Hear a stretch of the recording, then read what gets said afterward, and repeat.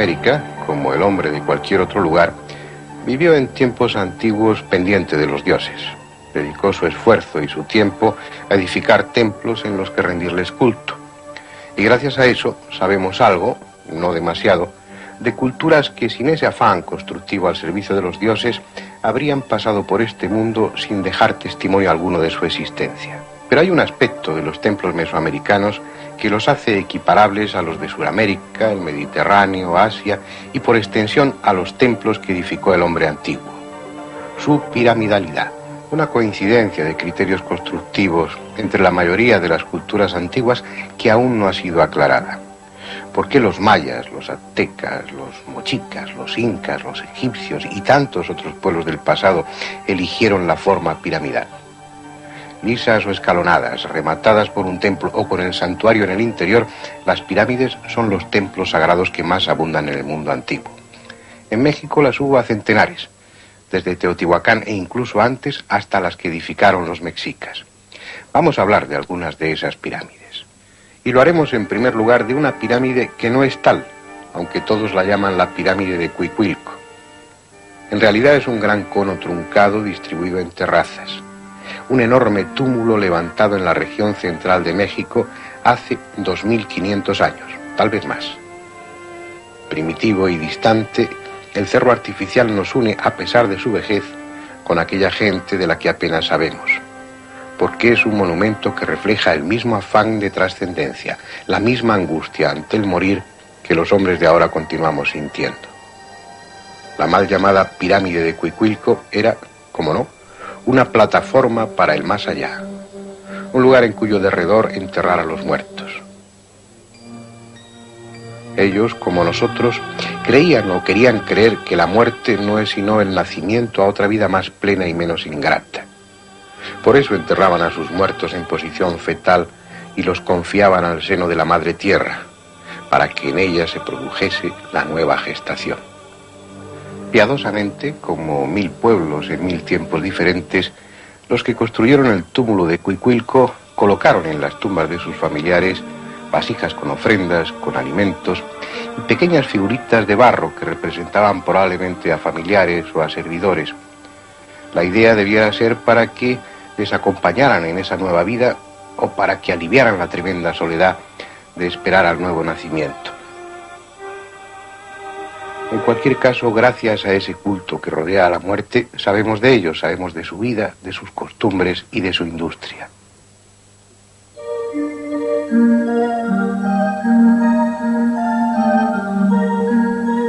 Junto a sus puntas de flecha de obsidiana o de piedra, junto a los sellos cilíndricos de barro con que marcaban sus pertenencias, las excavaciones han recuperado otros materiales más entrañables. Una artesanía singular, de aparente ingenuidad, pero que al tiempo es un retrato fiel y desconcertante de esa época y ese lugar tan alejado en el tiempo. No son dioses o demonios, son ellos mismos, los que habitaron el Valle de México en la misma época en la que en otro viejo continente se fundaba Roma. Ahí están sus mujeres vestidas con airosas faldas, o esos personajes arrancados de lo cotidiano, como las descoloridas fotografías de un álbum familiar, con sus elaborados peinados, sus tocados de turbante, sus pendientes, sus collares, personajes que a veces resultan insólitos, con un velo que le cubre boca y nariz, como si de un árabe se tratara, y cuya cabeza se adorna con un sombrero de aire asiático.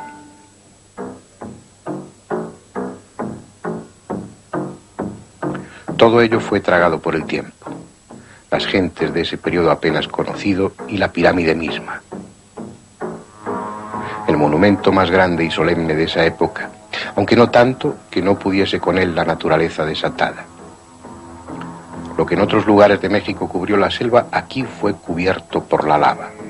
Hace un tiempo aún no determinado, el Xitle, un pequeño volcán del sistema de Ajusco, entró en erupción y el vómito incandescente de la tierra se desparramó, cubriéndolo todo con un manto de lava que en Cuicuilco llegó a alcanzar los 8 metros de espesor.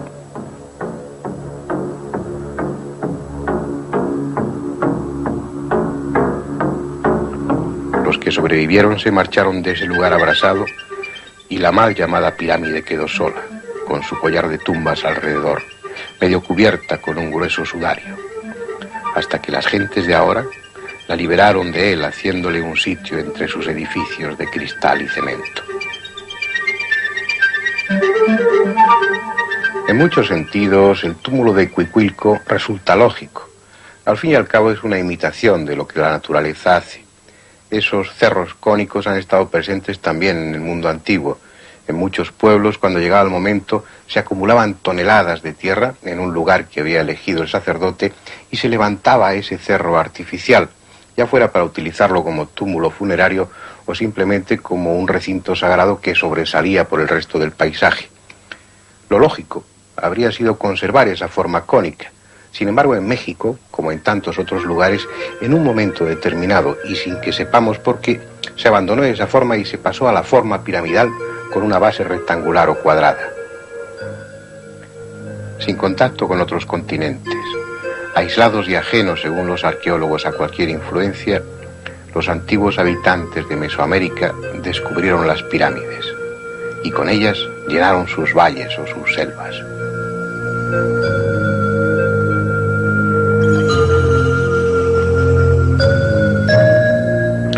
Algunas de esas pirámides constituyen obras de tal magnitud que resulta difícil imaginar el esfuerzo y las generaciones de obreros necesarias para su construcción. Y por conocer una de ellas, la más grande de México y de toda América, fuimos a una ciudad edificada sobre un sueño. Al menos eso dicen que fue lo que motivó la fundación de Puebla. Sucedió una noche, la víspera de la festividad del Arcángel Miguel, allá en el siglo XVI. Dormido en su cama, el obispo don Julián Garcés tuvo inquietos sueños. En ellos vio un hermoso y dilatado campo, atravesado por un río de aguas transparentes y cercado por otros dos ríos que dejaban entre ellos un extenso lugar alfombrado de hierbas y flores.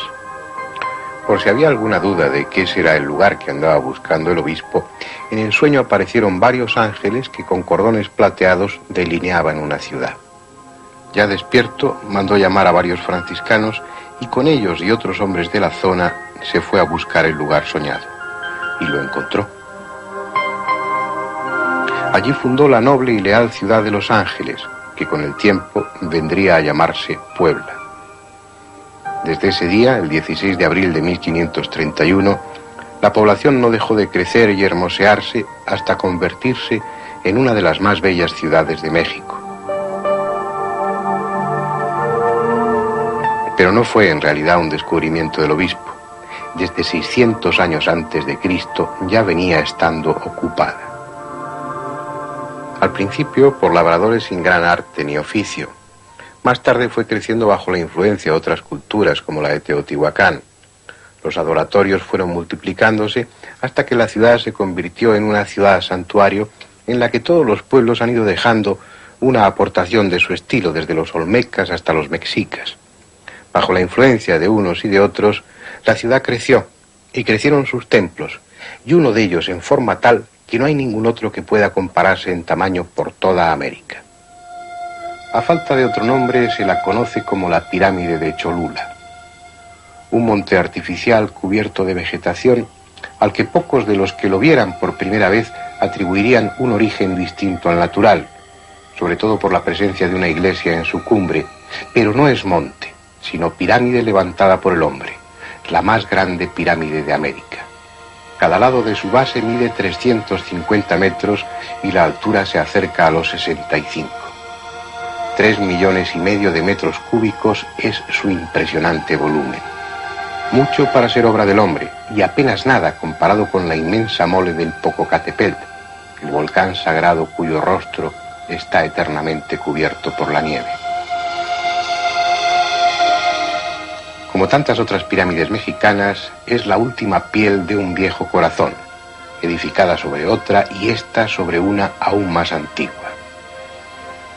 En la maqueta no está la actual, representada por el foso rectangular y la cúspide, para que pueda verse la otra pirámide anterior, con 9 terrazas escalonadas y otra más primitiva cubierta por ella. Como parte de la última estructura, cubierta de monte bajo y árboles, está la iglesia coronando el conjunto a modo del copete de una tarta. el postre apoteósico de un banquete en honor del sincretismo. Los nuevos dioses se imponen a los viejos, pero los lugares sagrados permanecen. No importa que en ellos los templos se amontonen, porque es en función de ideas parecidas, al servicio de religiones que en el fondo son todas similares. Solo cambia la envoltura. El contenido es siempre el mismo, el diálogo del hombre con los dioses. En cierto modo es aleccionador que iglesia y pirámide formen un todo unido, inseparable, hasta que un día otros vengan y sobre iglesia y pirámide construyan otro templo. Dice una leyenda, anterior a la llegada de los frailes españoles, que hace mucho tiempo, cuando el último diluvio destruyó la tierra, sobrevivieron 7 gigantes o 7 reyes, y que uno de ellos mandó construir la pirámide de Cholula para llegar hasta el cielo. Enojados los dioses, la destruyeron por el fuego y confundieron la lengua de sus constructores para que así no pudieran volver a intentarlo. Y es casualidad extraordinaria, si es que hay algo de casual en las leyendas, que se trate de una historia similar a la que otro pueblo inventó para justificar la existencia de una pirámide igualmente colosal a la que llamaron Torre de Babel. Al contemplarla así, cubriéndose de sombras, uno piensa que, como las de Egipto, la pirámide de Cholula tiene respuesta a preguntas que el hombre aún no se formula. Que ella sabe, entre otras cosas, con qué ladrillos se construyeron esas leyendas que hablan de lo mismo en diferente lugar y en distinto tiempo.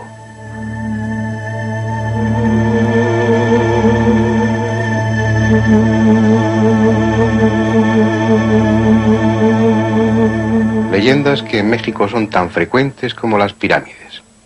Cuando los cronistas españoles recogieron los relatos fragmentados de la historia pasada de Mesoamérica, apenas encontraron otra cosa que leyendas. Había transcurrido demasiado tiempo desde que las viejas culturas, las auténticamente importantes, desaparecieran. Los mexicas carecían de historia digna de contarse y se habían adjudicado para sí la de otros pueblos, pero deformada ya en leyenda.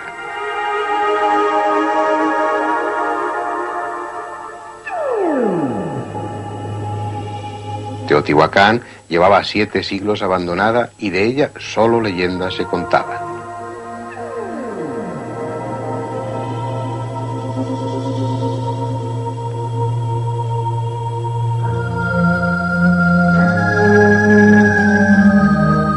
Los mayas, que aún había a la llegada de los españoles, apenas tenían ya que ver con los antiguos mayas de Tikal o Palenque y solo leyendas recordaban.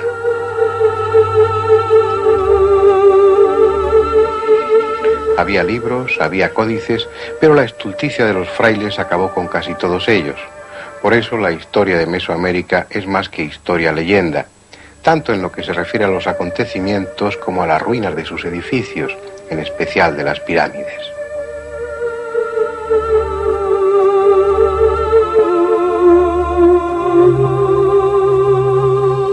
Hubo de aquellos pueblos uno que sintió como ningún otro la fiebre piramidal, llevando su locura geométrica al extremo de construir pirámides agudas como puntas de flecha en el ambiente menos propicio. Fue el extraño pueblo de los mayas, los señores de las selvas, los medidores del tiempo, los orfebres de la piedra.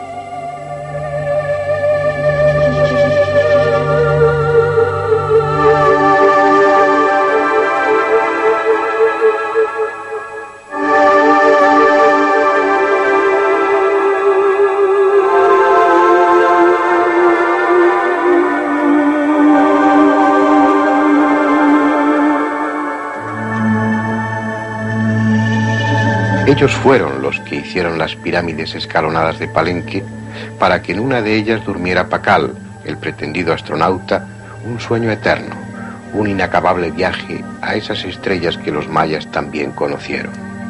Después, esos constructores de pirámides dejaron sus ciudades del sur al abrazo de la selva y se fueron a otras tierras, dejando por el camino parte de su historia, pero no de sus conocimientos.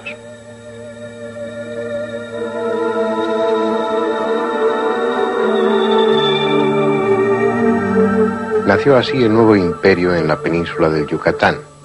Fue un proceso que llevó siglos, pero que al contemplar los restos de Uxmal uno piensa que valió la pena.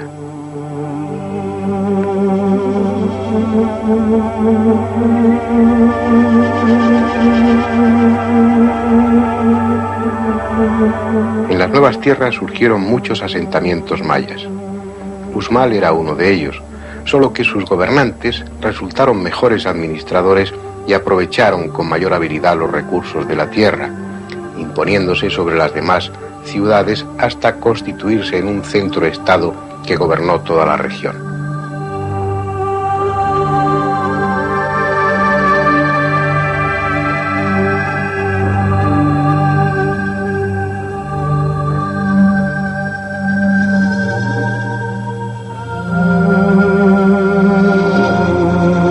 Creció en recursos y creció en edificios. La no olvidada técnica de arquitectos y canteros encontró medios para manifestarse y siglo a siglo se fue construyendo la más hermosa ciudad del Yucatán, la de los frisos más ornamentales, la de los edificios más solemnes.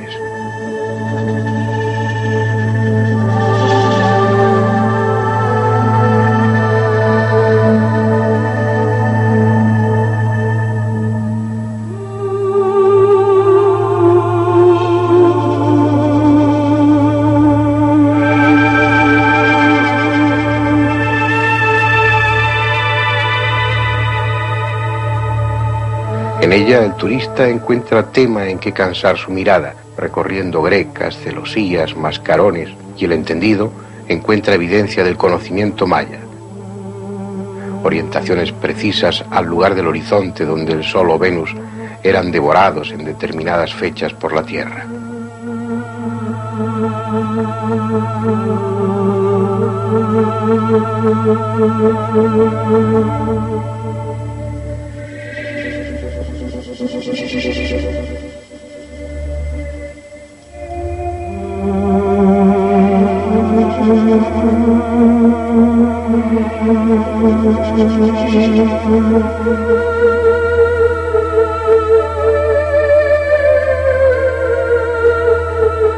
Pero también hay leyendas y una pirámide en la que convergen todas ellas.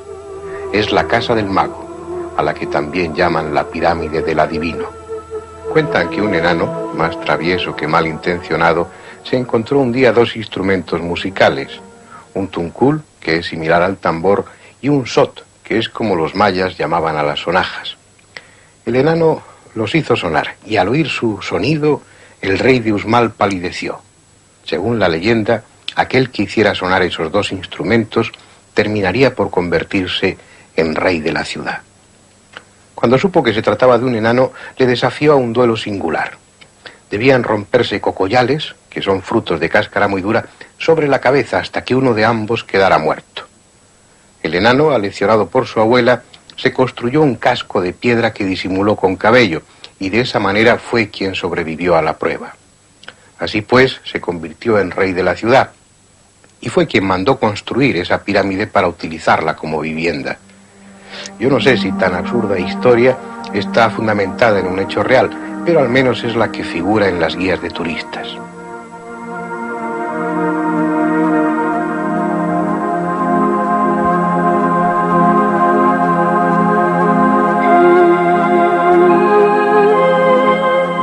Sin embargo, la pirámide del adivino cuenta con otra historia aún más extraña. Una historia que parece aludir al recuerdo deformado de un héroe mitológico. Un niño que nació de un huevo incubado por un hechicero.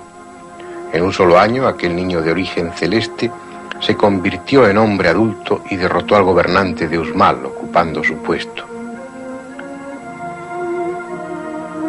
A él se le atribuyen muchas y colosales proezas, entre ellas la de haber construido esta pirámide en una sola noche. La realidad es que fueron necesarios varios siglos para terminarla, porque se trata de 5 estructuras superpuestas, y puede que aún haya alguna más sin identificar. Fue una de las pirámides genuinamente mayas, tal vez la última. En cierto sentido, un monumento que ellos levantaron en memoria de sí mismos.